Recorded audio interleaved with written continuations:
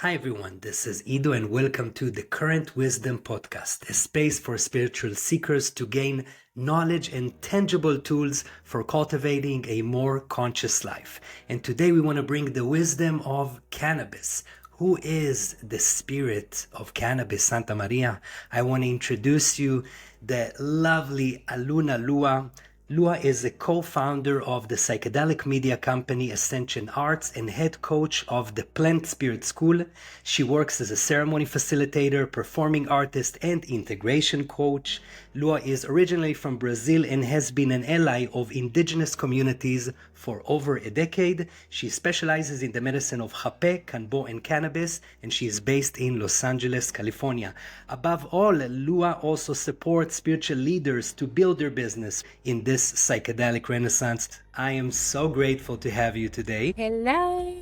Thank you so much for having me here, Ido. It's such an honor to be with you, to have met you. I love your energy. I love the current wisdom project and the messages that are coming through, and it's an honor to be part of it. What an honor. And I'll even take one step further and I'll share with you that the reason that I chose cannabis and the spirit of cannabis and you to be one of our first guests in this podcast is because I believe that as you walk a spiritual path, it's very important to be exposed and wide open. And I have a complicated relationship with cannabis, and I wanted to illuminate that. I wanted to bring that to the surface. I wanted people that are struggling just like me to understand the frequency a little bit better, to understand the duality between cultivating a healthy relationship with this incredible substance versus passing the line and embodying the spirit of the addiction, which we're going to talk about a little bit later on. But I have so much to pick your brain around, the history of cannabis, ways that we can really use her consciously, lovingly, in the most present way and in the way that actually serves our journey versus kind of interrupting that, if that makes sense. Yeah, I think that's the reality of a lot of people is this connection with cannabis that is a mix of love and hate and has so much to unpack there. And now there's also this desire to understand more. And I think it gets very confusing because in the world, cannabis has such a bro culture. In Brazil, you buy cannabis in the same place you buy crack. It's the same person. And in the world, it's illegal in so many places still. So there's so much of the collective fear that involves the medicine space. I think it gets confusing because some traditions do not allow cannabis in their space, in the ceremony space. Other traditions are open and have a relationship with it. So I think it gets very confusing to understand the spiritual aspect of this plant ally. Absolutely. So I can say that if I need to set an intention for this interview, my intention will be to introduce people to the spirit of cannabis, understand her teachings as a master teacher, so we can all together cultivate a more intentional connection with cannabis. Love it. And I'm actually going to start with the question, do you remember the first time that you smoked cannabis? I do. I think I was about 15. I had a boyfriend that he was all about it, and I was resistant because my parents were completely against it. So I was like, okay, he loves this thing, but I don't know. And I remember starting to smoke just because I wanted to be cool with him and his friends. And I remember even pretending that I was smoking just to look cool and I didn't want to smoke until one day I actually felt it for the first time. It took a few times to actually feel it. And I actually remember just feeling hella paranoid. Did not like it. I'm like, why do people do this? It's not for me.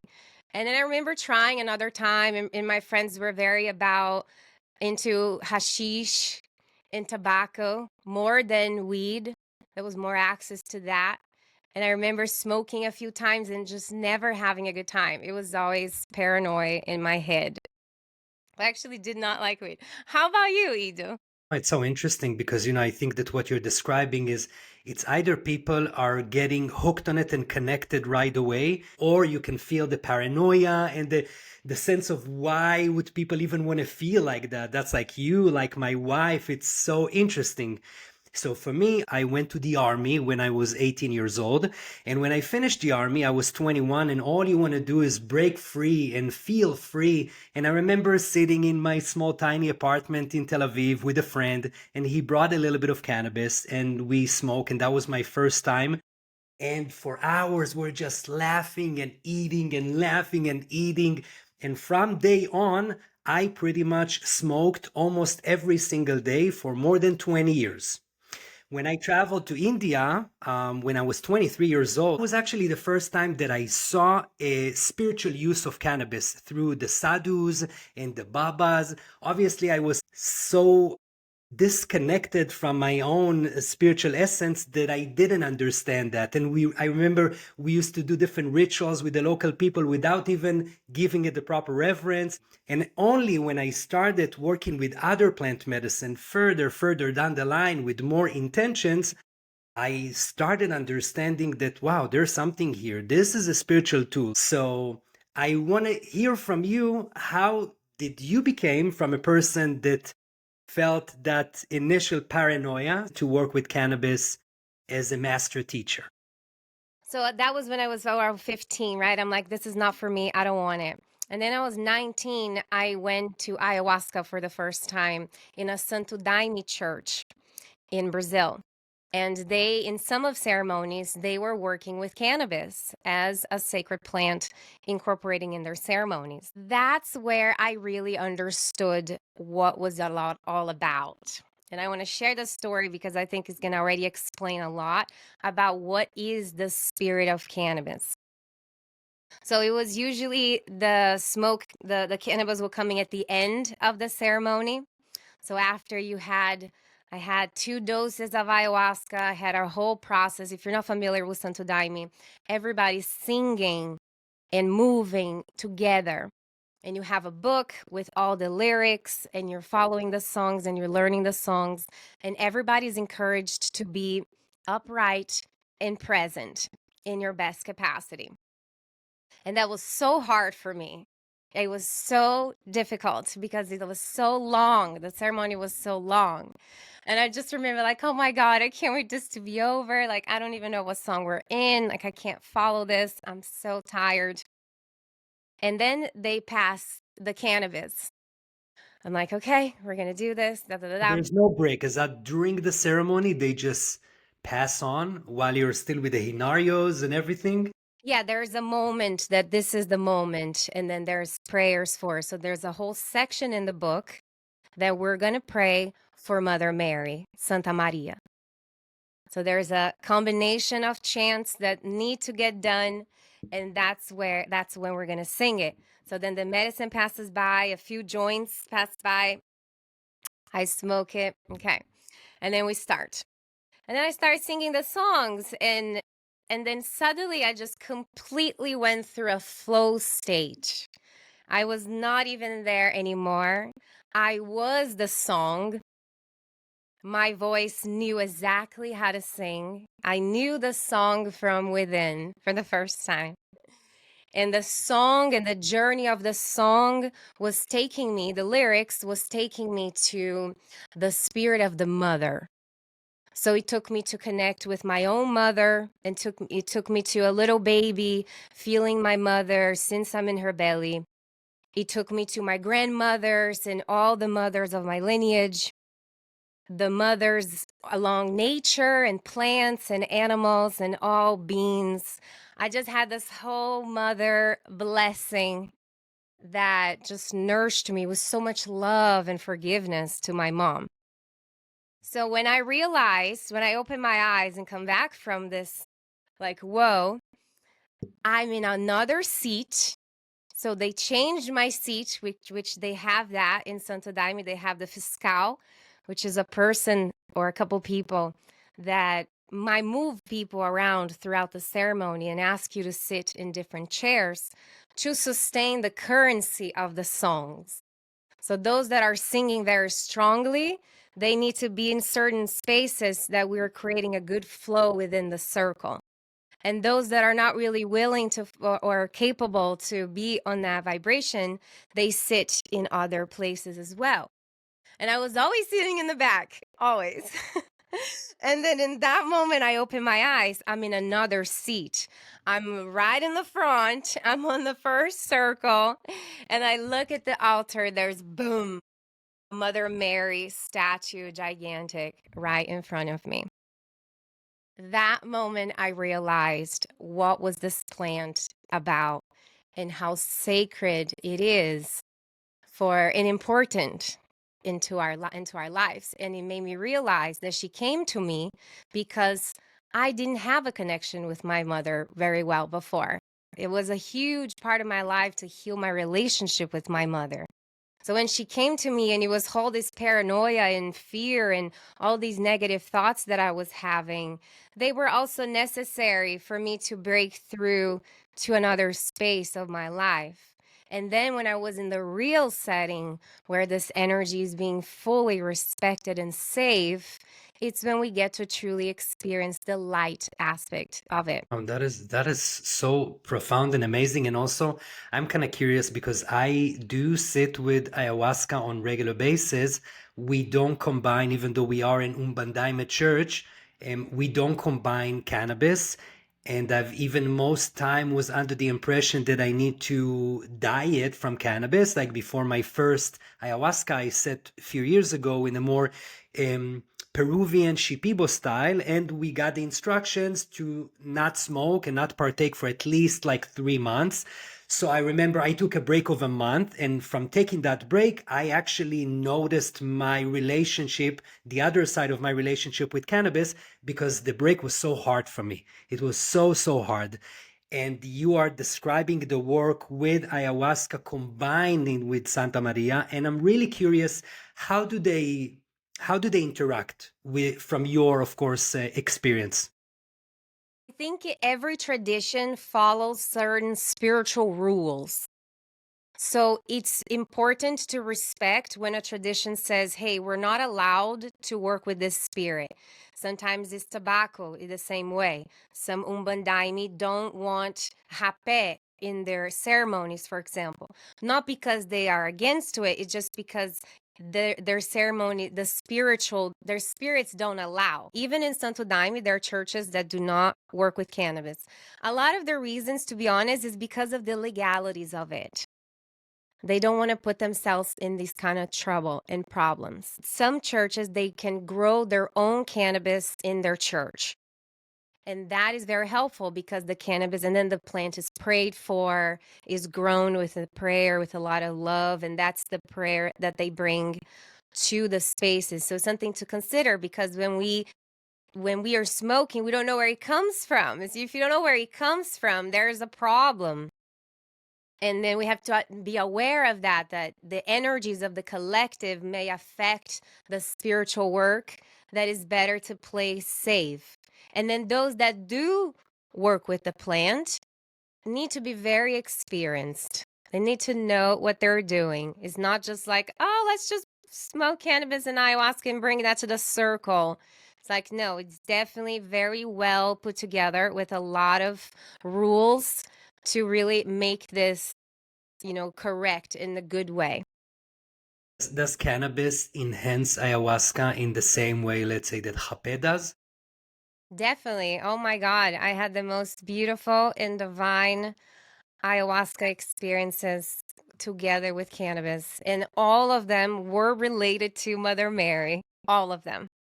So that's amazing. So if we do need to jump into kind of like trying to help people understand that frequency, that energy, why Mother Mary, why Santa Maria, how would you explain a little bit the virtues of cannabis in terms of like frequencies and qualities? You did talk about the feminine, you did talk about um, relation and connection to the mother aspect within us, or our own mother, or the energy of the mother. You also talked about forgiveness. What else is associated with the spirit? Yes. So in some indigenous culture and Santo Daime, for example, we're going to pray for Christ consciousness, right? The energy of Jesus. And they have names for the plants. So let's say the ayahuasca is the queen of the forest, is the grandmother spirit, is working through our generational path. Colombian, they call the coca the mother plant. Tobacco is seen as the father, divine masculine, grandfather. And these archetypes are just helpful for us to understand how the energies of these sacred medicines play together. They are all a family that are here to work with each other in different ways. Imagine that the mother is like the feminine essence, the feminine version of Christ consciousness. Because when we talk about Christ consciousness, people just think about Jesus. And then the Mother Mary will be the female archetype of that same love and healing energy. So it's by the end of the day, it's all the same no matter what. I think God laughs of us of trying to put archetypes for everything. But I Trying do, to understand the ununderstandable and the thing that is not even necessary to understand. It's just how it makes you feel and what it ignites your heart to act on and to do and to create. yes. And then we go to the Gospel of Mary Magdalene. We understand the whole female aspect in the Bible. You understand that there's these anointing oils in the Bible with very mysterious words that have been translated as gold or cinnamon. That if you really see these words, they could also be translated as cannabis or hemp. And these healing oils were healing people with certain issues that these days we use the THC oil, that we use cannabis oil to heal. So you start understanding that there is a whole view from the Bible that cannabis has been a plant that was part of Jesus' medicine bag and a lot of other messiahs. And this healing oil was bringing this energy of the mother of Mother Mary. So it's bringing that union of the divine and the feminine energies. I did know that. That is pretty incredible. And you know what? If we are talking about the Bible and Jesus and Mother Mary, would you share with our listeners a little bit about the history? Yes, there's so much to say about this, but you were mentioning about the sadhus. And that's something nice to know. I have a whole course on this. So if you want to geek out in cannabis science and cannabis history, I'm all about it. So just to kind of simplify, the sadhus are these monks, these beings that work with cannabis as a sacred tool for meditation and spiritual connection. They don't have a lot of possessions. They just meditate in the streets. Some people think they're homeless. Some people respect them as people doing deep spiritual work. Streets of India, right? Streets of India, which is where cannabis is from. It's where the plant is from. And they were consuming cannabis in different ways. They have these like interesting pipes. They had these drinks. It was very part of their culture. You have the river Ganges, like where this name comes from, and you have the Shiva. They're celebrating Shiva. Shiva, the god of destruction. If you see some photos of Shiva, some statues of Shiva, Shiva has some dreadlocks, and it's drinking these drinks, and it's smoking these pipes. So the energy of destruction, and if you really see, is the destruction of the ego, the destruction of the mind, which is what the sadhus are working in their meditations and their spiritual practices. So you can see that there's a whole spiritual aspect of this plant in its origins.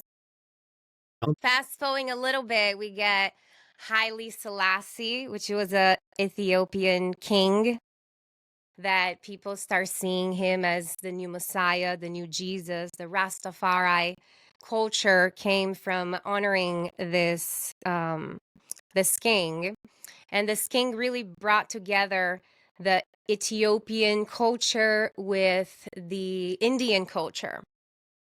And then the cannabis started to be it started to be used by the Rastafaris, the people that were honoring Jesus, which is represented by this king. And then we pass forward to Bob Marley, right? Bob Marley was this incredible musician and leader, sharing his messages of love and simplicity, of the beauty of living a Rastafari life, which is to love and to be simple.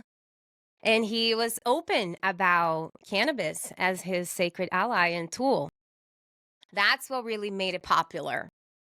And then it's like, oh, okay, now people start seeing the Rasta people as the weeds people, but that's where it really comes through. So Bob Marley made it popular, the Naya Bing, the movement of the drum, of this flow state, of being with the music, which is what the Santo Daime is about. The cannabis, the plant is teaching you the song. He's teaching you how to be the song. He's teaching you how to embody the music. So you see the Rastas were the same principle. All started from there. One heart. That's the Naya being one heart. We all play one heart. So it's all answers to consciousness. It's all messages to being in this Christ energy consciousness that we all get to embody. I would say that's like a little story. And then we go to the whole Bible thing that I just shared, the anointing oils present in the Bible. We go to the three kings. Have you heard this part of the Bible that the three kings come to Jesus and give them frankincense, myrrh, and gold? And one of these kings was from India. One of these kings were, they say, from Ethiopia. And then you see the word gold doesn't really say in any part of the Bible what Jesus did with that gold. So there's views of the Bible that says that this gold, also named as cannabis, the golden plant. Why is it golden? Because it's abundance. It's abundant. It's the energy of abundance. That's why it's so abused. That's why the system doesn't want us to know, because she's very, very powerful. So if you see Jesus receiving that as a gift, and there's stories that he also went to India, he studied with the Buddha, he studied with Indians. You can see Jesus, some images of Jesus dressed up with like the sadhus. Like if you consider where he studied all his spiritual knowledge and practice in India, so he probably smoked weed to get to some spiritual connection and power, healing everybody. I really love these stories because, like, some are saying that Jesus was actually a mushroom. I don't know if you know, according to John Allegra in his book, that shows so many arts and pieces of like historical pieces that really resembled Jesus to a mushroom, or mushrooms around Jesus and around the different parts in the history and in Bible. And I think more than it's important to think, is that true? Did he really smoke weed? Was he really a mushroom? It's important to understand that many people have walked this path way before us, studied, mastered these plants. These plants have opened themselves up for these master teachers, ascended masters like Jesus, so we can receive the healing, the information, and know how to work with them consciously, intentionally. It's really all about the intention, everything that we're doing.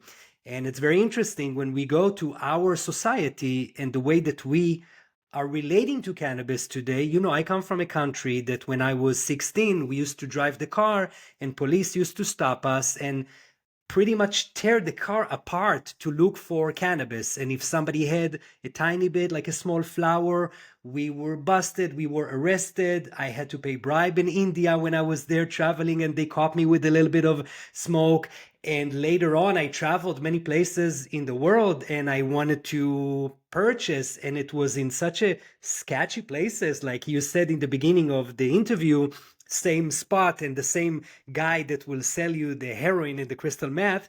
does also have a bag of cannabis to offer you, and it's so disconnected from being a plant medicine, from being a spiritual ally, from being a tool, and it is so associated with then developing guilt and shame, and it's still feeling a little bit outlawed and like disconnected from where we're at.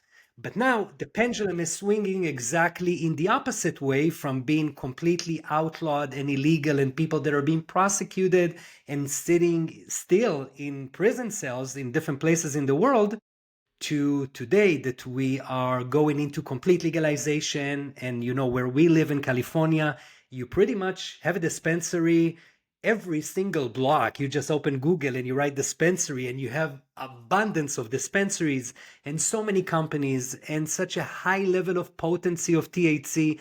And I'm really curious, what is your perspective around that as a person that also facilitates and guide with the sacred medicine? How Mm-hmm. did we get from this to this to that? I know. And I even got to see this from really close because when I moved to the US, I started trimming weed in North California. And that was like, I got the end of the trimming culture. I got the end of it. The last 5 years of this huge movement in Northern California of growers growing like from generations, loving so much the plant and living their families out of this culture and this plant with a lot of abundance, like huge levels of abundance. And at the same time, all together with the cartels and all the danger involved in this world and people stealing crops or cutting and losing cash or all kinds of things going on in when you before the whole legalization happened in California. So I got into this world truly just God took me there and I needed some cash and suddenly became my life for a few years. And I got to see it from very close how powerful this plant is. I got to really understand what happens behind the scenes of the system, of how much this system wants to control it in its highest way, and that the whole legalization is completely political. And it has really good sides of it because people are being able to have access to good weed for healing purposes, for healing cancer and hospitals. Like that's really helpful for the world, for us to truly embrace this as a healing plant. And then the whole negative aspect, which is to make it a product and prosecute it and then destroy the entire culture of Northern California and just people that have billions to be able to buy all the license to become legal were able to do that, and the whole cost of having a dispensary and taxes. So it just became something of the big companies that are really able to afford. So it's quite interesting to me. And that was a big part of my story and the reason why I got out of that world because things got really sketchy. Things got really sketchy and got really like show me, hey, you gotta you gotta submit this plant again. You have to see what you're doing right now because shit's hitting the fan and you're putting yourself in very sketchy places. I got my house robbed and really, really heavy things happened. And I had to sit with myself. I'm like, okay, this plant has completely changed my life. It brought me from anxiety to plant medicines, to music, to healing, to abundance and power and independency and sovereignty, and to a whole world of prosecution all over the place, prosecuting the world, prosecuting animals. I literally saw the cannabis like being hanging upside down. And I saw that and I imagined like what they do with cows and chickens and animals to eat animals. And I saw that happening with plants, with a plant. That really shocked me. I'm like, okay, what do I want to do with this plant? I completely let go of that life, moved to LA. That's why I love LA. LA saved me. I moved to LA and started a whole new life. I decided to bring all of that wisdom that I gained by working with this plant and now putting into creating the life that I believe for myself and really applying all the lessons of balance between my masculine energy and my feminine energy. That's when it really made sense to start creating sacred spaces for this plant. So I got out of the whole market and started to really embrace my true connection with it, which was the spiritual and artistic expression and healing that this plant actually has. So I love creating cannabis ceremonies. These are my favorite spaces. It is so beautiful to see people forgiving themselves for connecting with this plant in a way that was harmful for them or addiction or addicting and all the judgment. We judge ourselves so much. Oh my God. Oh, yes. That it's just when you really sit in ceremony with people in the same prayer that you get to understand that this medicine is speaking with you. It's a calling, it loves you, and you get to build a relationship with it that is healthy and expansive for you in a way that serves you and not that judges you as bad. And I think that's why these conversations are so important, to release the judgment and just align. We get to meet this medicine and all medicines again and again and again. And you're going to be forgiven. You are forgiven for abusing. You are. And then you grow from that. Who am I after that forgiveness? Because it's just forgiving, forgiving, forgiving, forgiving. Get into that loop of religion that God's gonna punish you or something. But it's like, okay, receive the full forgiveness. And now who you are after that. What does God want you to do moving forward from this wisdom? Because that's what they are. They're teachers. They're teachers and healers. So what are you learning? What are you healing?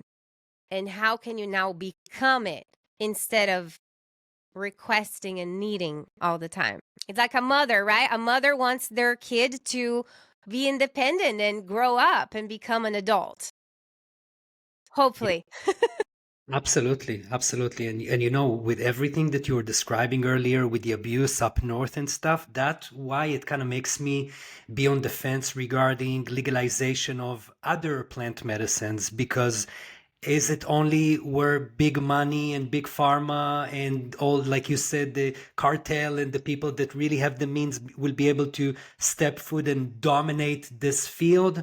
But what about us that are, that are just wanting to use these teachers for our own growth so we can be just better for ourselves, for our relationships, for our society, for our communities, for Mother Earth? And it's a very interesting yin and yang, the light and the darkness. It's really, and I believe that these plants, these teachers, cannabis and ayahuasca, they're going to be here available for us until a point that they're going to feel that we're abusing it too much. And then they're going to go away. We're going to have to wait a long period of time. And they're going to come back again once we are ready again. They say the same thing about ayahuasca right now. She is going to disappear pretty soon. We can already feel the shortage from Brazil and from special places. And that's kind of like her sign saying, guys, don't abuse me. It's a serious thing what we're doing here. Take it with reverence, take it with respect, take it, work with me to change, to heal, to help others, to restore this planet, to plant more plants, to plant more ayahuasca trees, more cannabis trees, to pray on them, to connect with them truly. It's amazing. I grow few plants right now. I started last season and they're like my babies. I used to grow mushrooms also, and that experience of growing mushrooms was one of the most profound spiritual experience that I ever had until I got too obsessed with it, and then I had to kind of like cut it off because I was too really, you can get overly obsessed with that, but you can really communicate with these beings. And then after that, when you consume the medicine that you yourself are growing, it's so different than anything that you will ever go and buy that company creates for profits. Like, it's incredible, really, especially with cannabis and actually also mushrooms. I can so feel the difference when it's something that I grow myself versus something that I buy and very much well branded and packed Hmm. in such a shiny way just so we can buy more and more of that. It's really, really interesting. It's really tricky. And then this thing that you were saying, like, oh my God, the dark and the light. I had a teacher once that told me that there's a fine line. Cannabis is the fine line between wisdom and insanity. And you are right in the middle. And it's very thin. So, what does that mean? We have to be very responsible to work with a spirit that is in this thin layer. Because that's when people talk about addiction. Oh, it's, you start smoking weed and then it takes you to the other drugs, or it's a gateway for other drugs, or always addicting is addicting. I see more as addiction is a spirit, not addiction to weed, but just addiction to anything, to food, to sleep, to sex, to drugs, substances, people. Is a spirit that sucks our energy and thinks that we're not powerful enough, and then we need that thing to be strong and to survive. That thing gets stuck on people that smoke a lot of weed, and that's when it gets tricky. It's not that you're addicted to the plant, is that the spirit of addiction is speaking with you for you to heal and cleanse and transcend and move to the temptations on the other side. So when we're working with a plant that opens us to the spiritual realm, that's why it's called a feminine energy. Tobacco is a masculine energy, is very grounding, and you get back in the earth, back in reality. And then cannabis or ayahuasca, you're gonna go up to anywhere, any possible place you can go. That's when we have to be very responsible, because when you can go anywhere, where you're gonna go? And if you go to places that you're not ready for and you're going to play with forces that you're not allowed, that you don't have the spiritual authorization to go, that's when you start getting stuck with heavy energy that doesn't belong to you, that pushes you back and that makes you believe that you need that thing. So it's not that thing. It's not the cannabis. It's not the cigarette. It's not the food. It's a spiritual energy that we get to sit through it and work through it and be strong. Because and then if we're choosing, like, okay, I'm raising my hand, I love weed, I want to meet this plant, I want to respect it, I want to enjoy it, I want to heal myself through it, I want to bring to my life and to my family. And then you're also raising your hand to, like, okay, I need to be responsible with what I'm doing, I need to be intentional with what I'm doing, I need to be aware of the spiritual energies that I am connecting to it, and all this negative energy of the collective and the history and where it comes from, knowing that you will be working with that energy too. So when you grow your own plant, and then it's like, okay, you're supporting that currency to be a lot cleaner, and the connection with the collective a lot cleaner for you being in that connection. So when don't know where to get, or it's all good, we do what we can. We can only do our best. We live in the system, but if you have access to something better, organic, that the person that grow better, and prioritize that. Same thing with hape and tobacco and any Okay. other medicine. Just always do your best. Absolutely. And I have to ask you, in your personal relationship now these days with cannabis, Yes. Some people see facilitators like me that I host a lot of spaces and think that I'm perfect. And it's like, definitely my relationship is like this. Hey ho, hey. You know what I mean? Has been too many ups and downs in my whole life. Same thing with tobacco. And that's why I love it so much, because I embrace the path and the spirit of addiction, and has been in my past, and how I get to relate to it today. So for me, I realized that my life is a prayer. That's it. claim that to myself. So everything that I do is intentional. If I really think about, oh, what is recreational? What is intentional? What is ceremonially? Let's talk about that. For me, ceremonially is when you are with a person or a group of people that are intentionally creating a spiritual space for the plant to lead the space. So we are available and present and created a setting for the plant to speak through us and do whatever it wants to do with us. That, if you haven't done that yet, please raise your hand because she's going to come to you, because these are the places that you really meet her for sure. And then you have intentionality, which will be in your daily life. If I wake up on a Sunday and I go and I smoke a balloon, I love my volcano. The volcano is a vaporizer, if you don't know, that it's much lighter in the lungs.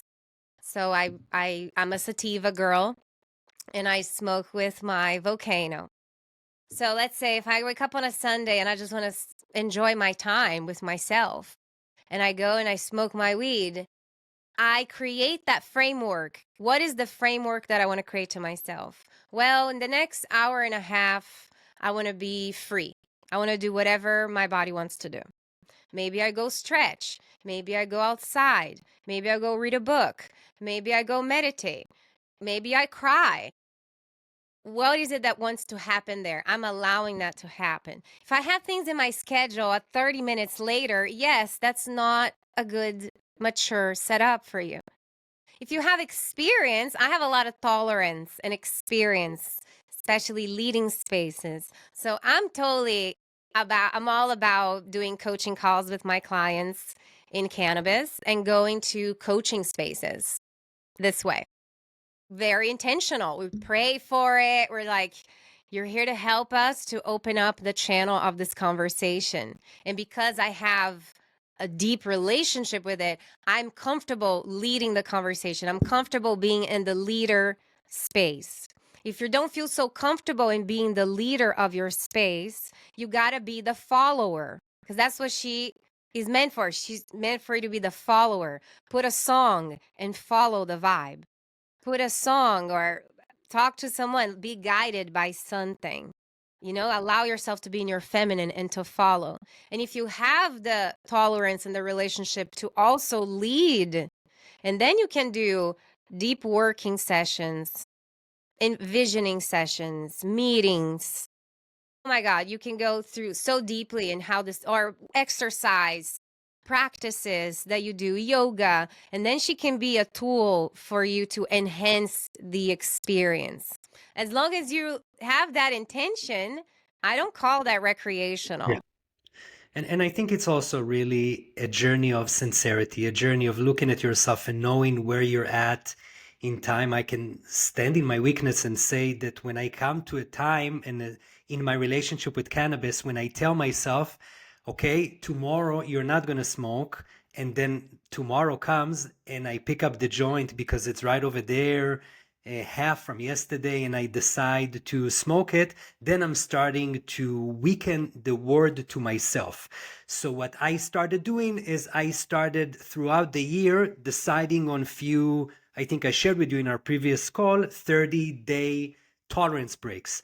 And when I do that, I notice that the first day or two or three are so uncomfortable. The more I do that, the more it gets easier. What I discovered the secret is actually to not do it by myself, to collect with me few people that are dealing with the same thing, with the same dissatisfactory mind towards a relationship with a substance. It can be hape, it can be cigarettes, it can be alcohol, it can be cannabis, although it's a bit hard for me to put alcohol in the same, the same breath as cannabis and hape.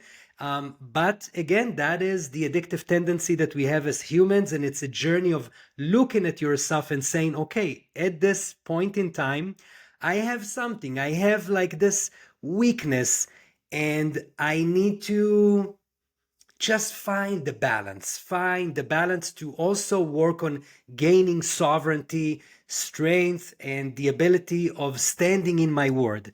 And my partner, my wife Sarah, is the only partner that I've ever had that it kind of bothered her in the beginning that I smoke. Up until her, in all my relationship, it never interfered in my previous partners. So I did whatever it is that I want, and I smoked pretty much all day, functioning, going to meetings, working, doing everything completely in 100% function. And only when I had this partner that is kind of like standing in front of me and asking me, did you smoke now? Because I can see that you're not present. I can see that you're not 100% engaged with me. Then I started realizing, okay, if I'm not 100% present with my wife and we are in a journey of to be 100% present with whatever it is that we're doing, then I started not smoking before I interact with her. I started going to hikes or parks or to the beach and partake and create like a small ceremony for myself. But it brought a lot of awareness into that frequency of all the mother, but also let's call her sometimes the lover that wants your attention, that lover that wants you to be completely immersed and engaged with partaking by smoking or edible or whatever in any way, shape, or form that you decide to work with her, but she wants you completely to herself. So I love this aspect, and I again need to be sincere with myself when I'm crossing the line of breaking my own word, and then I will know to set that boundaries and take a break. After the break, it is so amazing until I fall off the wagon again. So, it's a journey. It's a journey. I love that you're doing that. This is so important. Accountability is the way to work with the spirit of addiction, and breaks for all medicines are so important. We must fast to really integrate the experience. Same thing with food. We must fast to digest the food. So we must fast from everything for us to be able to apply and integrate the lessons that we're receiving and then meet the plant in a new place. So it's like you're never coming back to it. You're just evolving into a new layer of growth and relationship. I think that's very important for us to remind ourselves is the relationship. It's a ritualistic relationship, just like tobacco. It's like it's a relationship that you build, and the indigenous people are here to teach us how to be in relationship, what that actually means, which is so profound. But that's really the goal, and the break is part of the journey. And I when I even invite whoever is listening to this to really sit with yourself and put it on a piece of paper. What are the things that support you when you smoke? And what are the things that are not supportive? And that's going to be different for each person. Like for you, Ido, engaging with your wife, it was not supportive. So that's in your list to not supported moments. And then going to the beach and being by yourself, that is supportive. And Each writing of us are going songs to and have doing, wow. we're going to have different lists and really sit with yourself. Sometimes I'm doing a task, like if I'm being too technical in the computer and like trying to figure out things. And I'm like, why did I smoke to do this? It's like, it was just not the time. And then there are times that I'm like working on my graphic design and getting lost on that stuff that I love, and I'm like, oh my god, it's just amplifying my experience in enormous ways. This is so intentional and wonderful that I'm communing with this plant in this moment.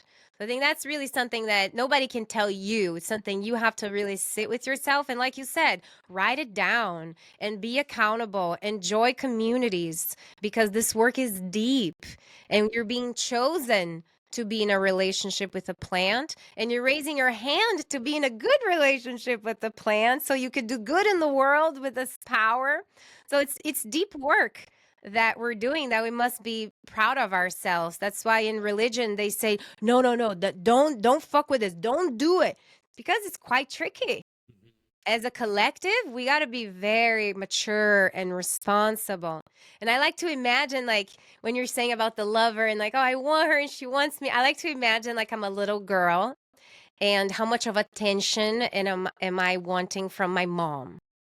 And same thing of tobacco. How much of attention do I want from my dad right now? And what does that mean? And sometimes it's very meaningful to receive that full attention. Sometimes that's all you want, all you need as a little child of God is to receive that mother God attention or father God attention. And then when are the moments that you are over attached to your mommy and to your daddy, and you don't want to grow and you don't want to let go and you don't want to find your own pathways and your own wisdom within? That's when we get to revisit the sovereignty of, like, she wants me to grow past this so that I meet her on a new level. That's amazing. Now you spoke quite often about tobacco, and tobacco is the masculine, and Jape. What do you see the connection is between Santa Maria and tobacco? Yes, you see a lot of people in the world, they like to smoke spliffs or hashish with tobacco. And that's very common. And that's why, because they work together. The father and the mother energy, the divine masculine, the divine feminine. It's quite tricky to open up your feminine spiritual world and then wanting to go back to real life and to do things. It's quite tricky to do that return. In ceremony, if you see in an ayahuasca ceremony and in cannabis ceremony, that happens too. Sometimes the energy gets very all over the place.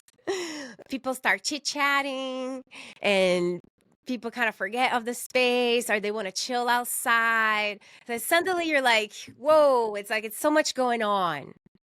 How can we come back? It's too out there. Let's come back. That's when the tobacco comes in place.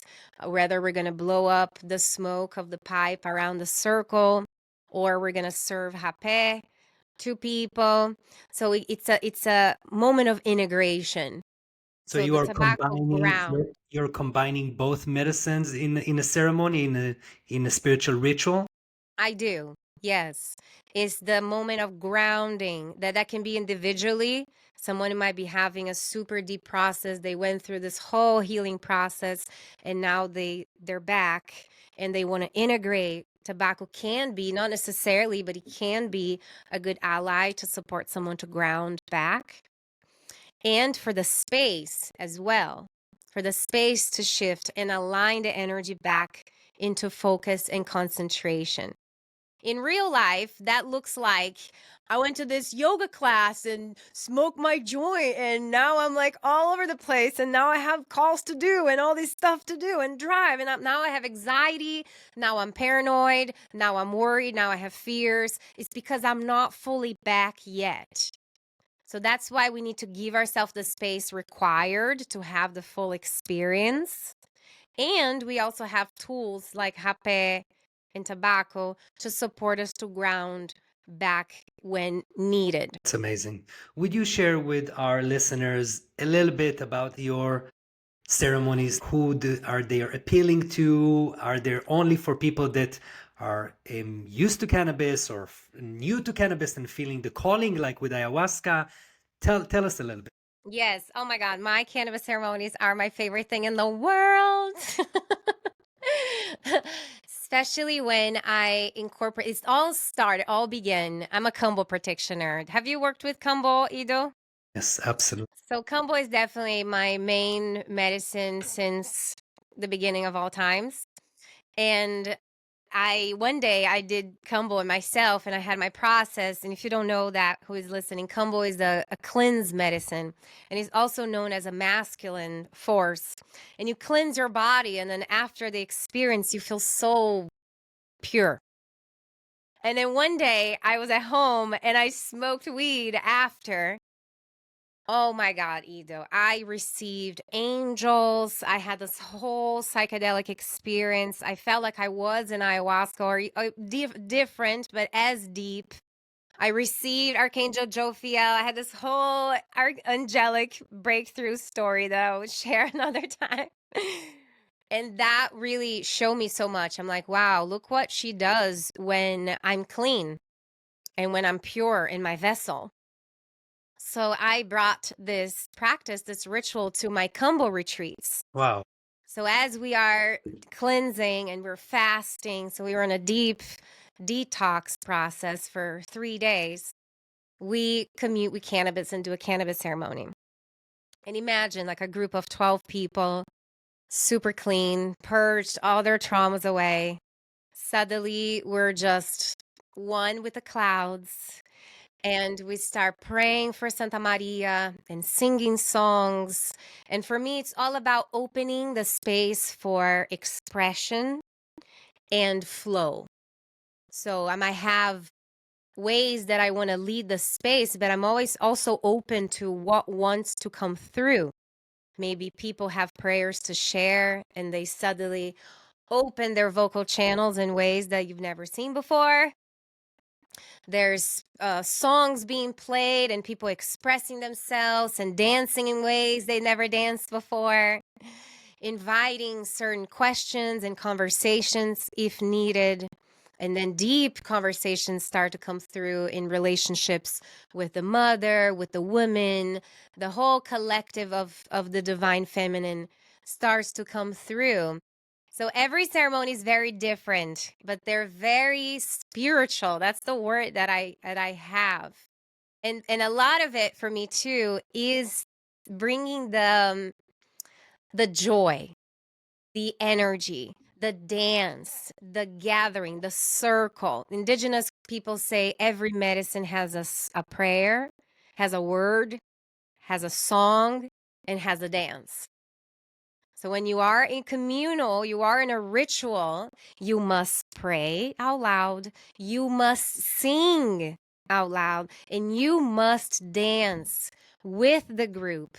That's when he feels a sense of completion, that everything that came through, all the insecurities, the traumas, all the stories, all the things that we're processing in that prayer, they just get transformed into joy, into connection, into expression. So my favorite thing about it is that in ayahuasca, you might go through such a deep journey that you might not even have space to open your eyes or to move. And that's what that medicine is doing. That's the way that it's communing with you. With cannabis, we have more spaces for connection, for movement, for dance, for practices, for guided breath, for conversations. So that's a very unique aspect of it to allow that to come through. And I would tell you, even in the most magical heavenly space, sometimes people have very challenging experiences and they get in through paranoia or they freeze their bodies, can't move, and don't know how to ask for support. It can definitely bring challenges, but because it's in a safe space and it has such a context of why we're here, these challenges get to be supported. And I'm really all about trauma informed facilitation. So how can we support different trauma responses in ceremony and all be aware and informed of people's needs so that people can ask for support when they need, and then being supported, they get to transmute that paranoia or what's going through into wisdom and healing. And people experience huge transformation and breakthrough in their relationship with plant. It's my joy to hear my students say, like, "Oh, I had no idea this what cannabis was about. Oh my God, I have so much reverence for this now. And I changed my idea of it, and I'm so grateful for it."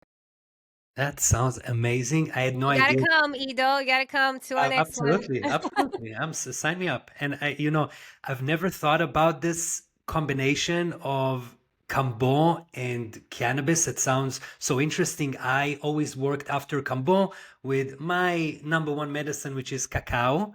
But Mm, it really is similar in the frequency and the energy. While cacao is not as psychoactive like Santa Maria is, it is very feminine and very soft and very um, receptive to the system, especially after working and cleansing our entire bodies with Kambo. So it's really amazing. I can't wait yes. to try it. Combo Body Bliss. That's the method. Combo Body Bliss retreat.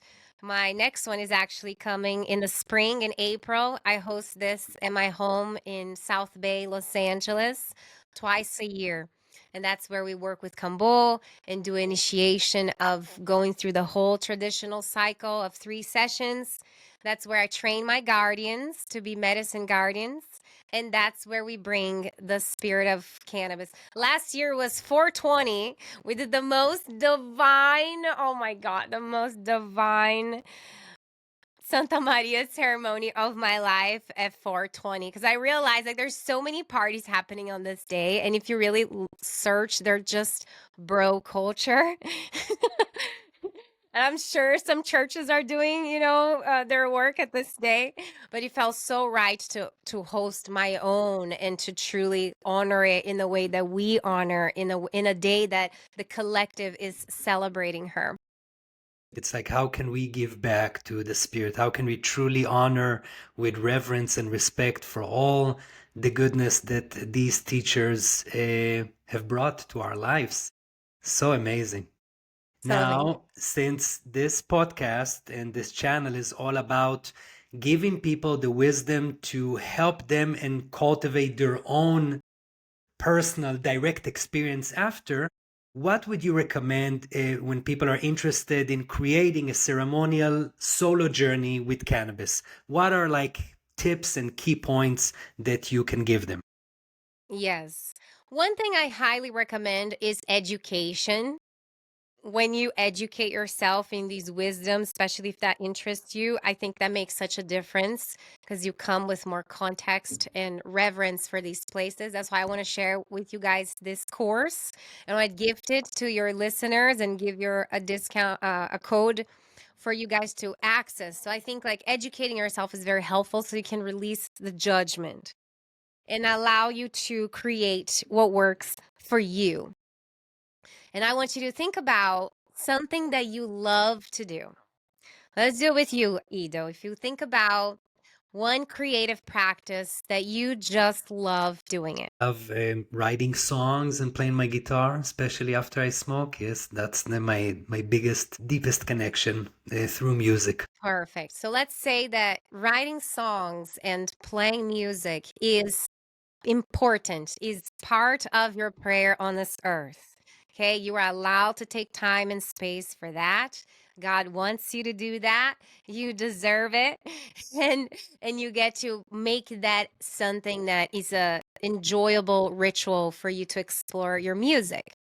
So you're going to plan out the day, the time, really put that in your schedule, take it seriously. So you get to create consistency. You have extra time for you to enjoy your practice as much as you can. Let's say 2 hours or something, or 1 hour. That's going to depend. But give yourself enough time. And then you're going to work with the medicine. I recommend choosing the method that you intake in a way that works for you, whether it's a joint, if it's edibles, if it's vaporizer. I recommend for those that are not so clear in their preferences yet of method and medicine to explore. It took me years. It took me 5 years to understand what kind of weed I like and what kind of weed works for me. Some weed just doesn't align with me. There is also a matter of dosage because today they're promoting and creating such a high level and high percentage of THC in the flowers and edibles and the vapes that is like, I choose my flowers between 10 and 20% THC, and that's super mellow and allows me to kind of function and operate. But most of the products at the front are like 45%, Right. 50%. It's really, this is a potentiator for paranoia. Yes. So I think I see it as a study. We must study our teachers and discover what works for you. If I tell you, oh, my favorite weed is Jack Herrera, and it's a high sativa, and I just love it. It opens my creativity. It gives me energy. It makes me laugh. I'm always in a good time. For other people, an indica might be better for your nervous system, might make you feel better. So there's no right or wrong. It's really each person. I believe that each person has the perfect weed that works for you every time. Even when it's paranoia, it's good paranoia. You know, you got to go through it. So first is studying the plant, exploring ways and prioritizing cleaner ways to consume, especially if you're going to consume. I have this vaporizer pen that I always recommend to my clients. It's called the Pax Pan. Have you heard about the Pax? I'll give a link for you to put it here. I wish they sponsor me. They don't. They don't yet, but I wish they do because I recommend them a lot. It's like an amazing vape pen for flower that is portable. And then I also use the Volcano. So once you have that exploration of like, hey, this is the weed, and then you're gonna sit with it. And I invite you to make a prayer, to share your intentions, to speak with the spirit, imagining the spirit of Mother God, praying for you, for your mother, for your creativity, which is that's the energy, the feminine essence. So for you, Ido, really opening, hey, I'm here for you to open my voice, for you to open my channel of my music. I'm here in devotion. I'm showing up here for my music, for this song. And I want you to come through me, to show me the way, to guide this practice, and to allow me to be a vessel of your love. And then magic will happen. And then I recommend if you're going through some dysregulation, if you're feeling agitated or frozen, if these things happen or some negative thoughts are coming through, maybe you're processing something in your life, and then in the middle of your practice, your thoughts are like, think about that thing, think about that thing. And then I recommend to stop, to breathe, and to do grounding practices to support yourself, to be your own garden. It's a privilege to have a psychedelic that you get to be your own guardian, and you get to tune in with what will be beneficial to me. Maybe I need to go outside to get some fresh air. Maybe I need to journal what's coming through. Maybe I need to talk to someone, call a friend, or call your support system.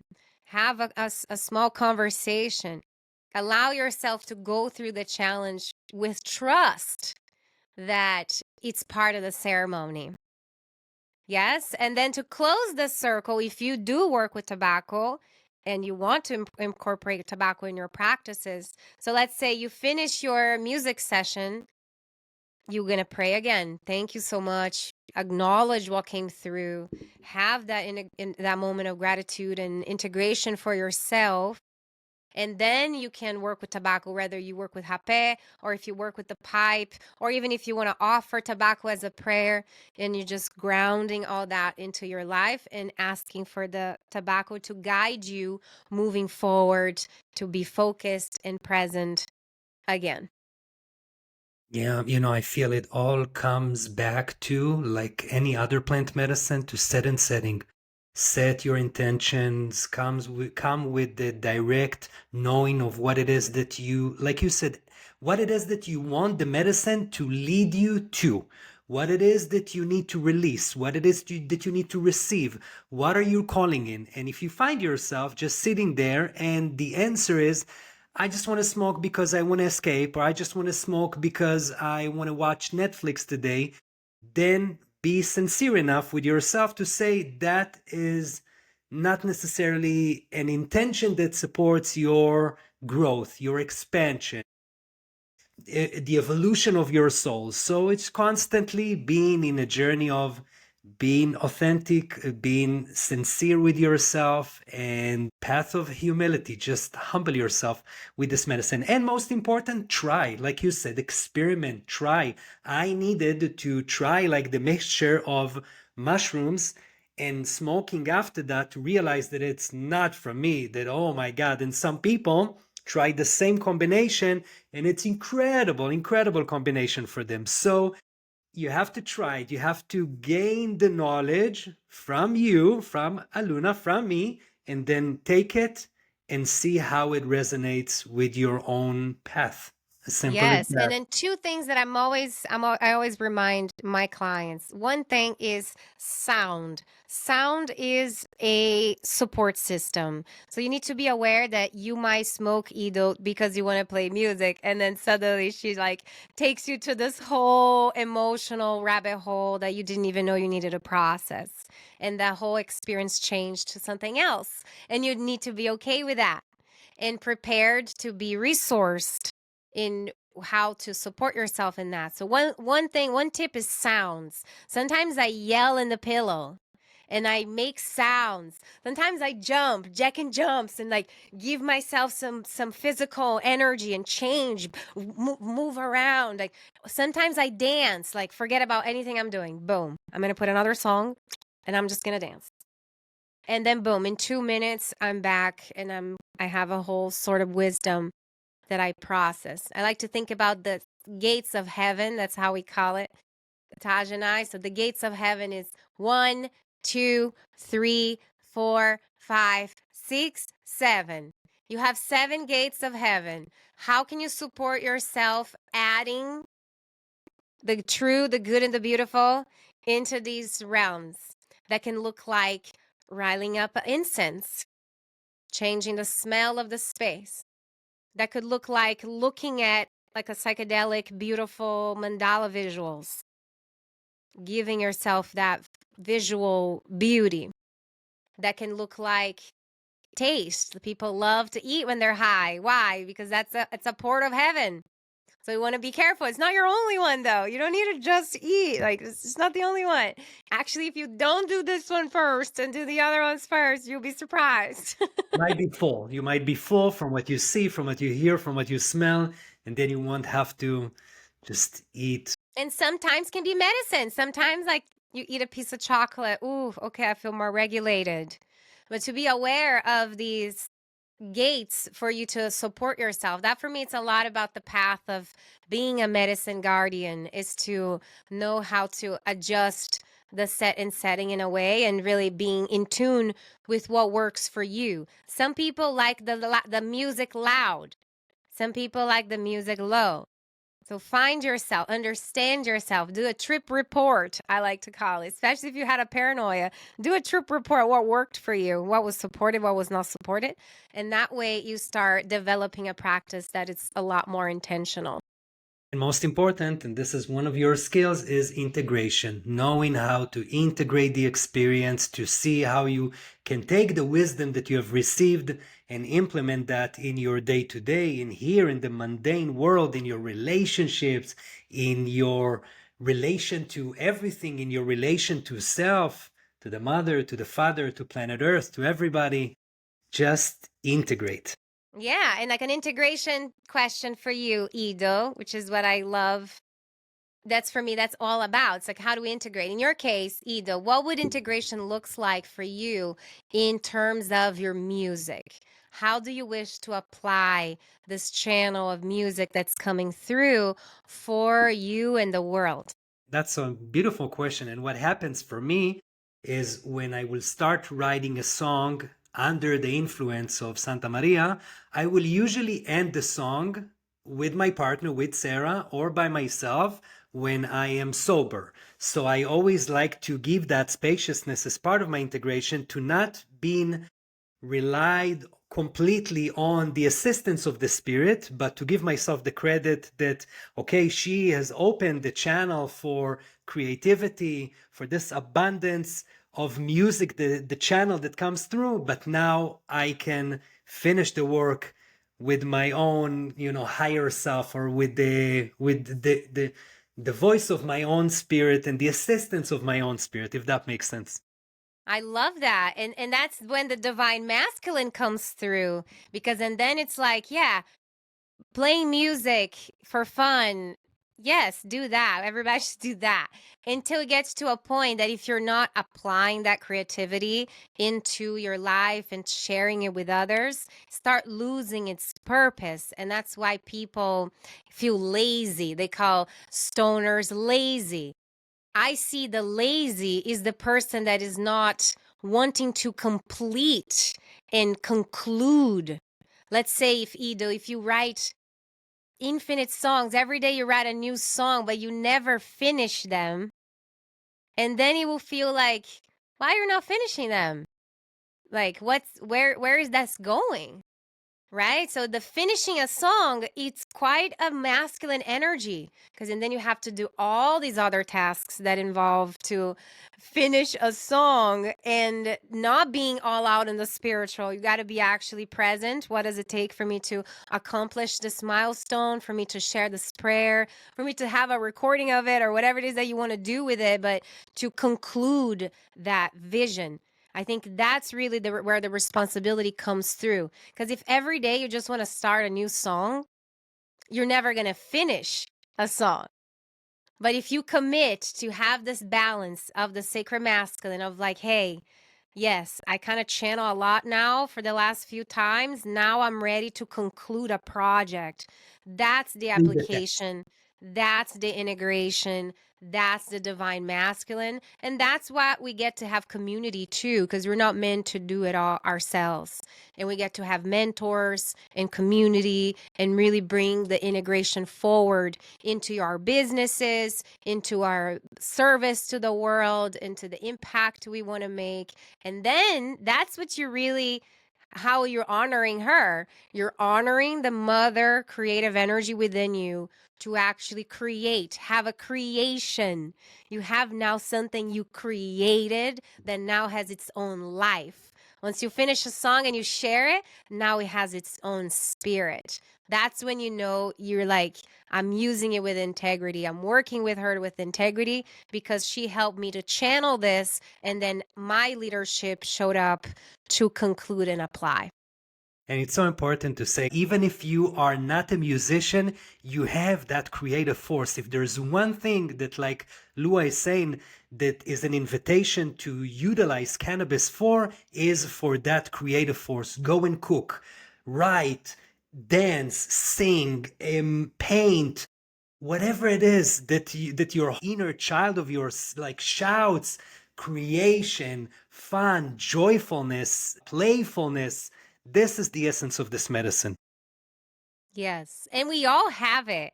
We all have this is abundant energy. The more you create, the more you have. Don't be afraid to give it all away because there's so much more to come.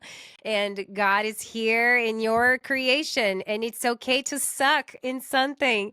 You only get good if you try and explore. And people have so many big, high standards of creativity and art. It's like, no, no, no. It's meant for you to just play.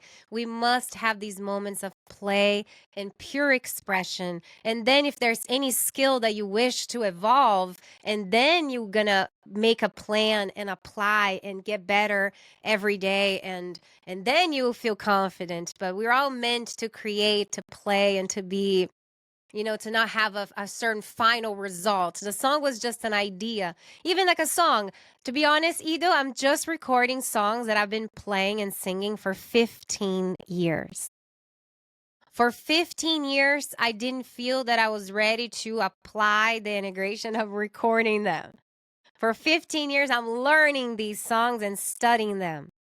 For just now feeling like I was able to align to start the recording process. And when I was recording, the song came out so easily that I'm like, okay, I actually prepared myself for this, like for a very, very long time. And I was very patient because now is ready. I get to just execute the application of it. So that's for all practices, all creativity that we're here to express.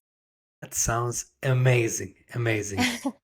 And I'm gonna also hold you on your word that we said that next time that we're gonna record, we're probably gonna create a ceremony, a live ceremony, which we will partake, and you're gonna guide us through some prayers, movement, and music, and any way that the medicine will guide you to guide us. I think it will be just incredible. I can't wait. Yes, so excited for this. So if you're listening, I want you to comment here in this episode how you like it, what you wish to see, because Ido and I are planning a day that we get to get together in person and create a ceremony together to share with you and to be in practice and collective prayer. That's so exciting. I can't wait.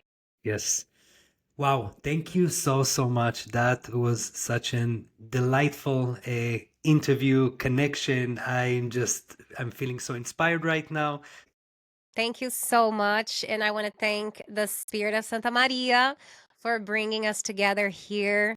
Thank you for the opportunity to honor you and to share and to build a new legacy of warriors in relationship with you for the highest good. It is such an honor. I'm so grateful, Ido, for this conversation. It was so insightful and fun. And I look forward to staying in touch. If everyone wants to stay in touch with me, you have my information here on the podcast episode. I have my gift for you, my cannabis course. If you want to go deeper into this wisdom, you will love it, and it's my pleasure to share. And I want to also leave a little link. Yeah, it's important to say about knowledge. Knowledge is not necessarily what you can Google at, most likely, and unfortunately, we're very censored today as we're speaking about plant medicine, even cannabis. So these type of unfiltered resources are extremely, extremely important. Yes, thank you. You're definitely not going to find that information nowhere. That was the way that we got to share, that I'm super excited to share. And I'm also going to drop a link for a consultation call if people want to connect with me to talk about mentorship and support, any way I can be in service of the community. It is my pleasure. So much. Thank you all for listening. Until next time in the current wisdom. Bye, everyone. Bye. Hausch, Hausch. Viva!